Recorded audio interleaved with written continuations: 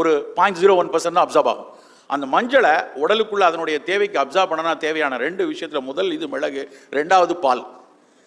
எத்தனை தடவை நாம் சிறு குழந்தைகளை இங்கே இருக்கிறவங்கள ஒரு 75% என்னால் சொல்ல முடியும். உங்கள் வீட்டில் உங்கள் அம்மா ஒரு தொண்டைக்கட்டு இருந்தாலோ செளி இருந்தாலோ இருமல் இருந்தால் பாலில் ஒரு மஞ்சத்தூளை போட்டு மிளகுத்தூள் போட்டு தான் கொடுத்துருப்பாங்க.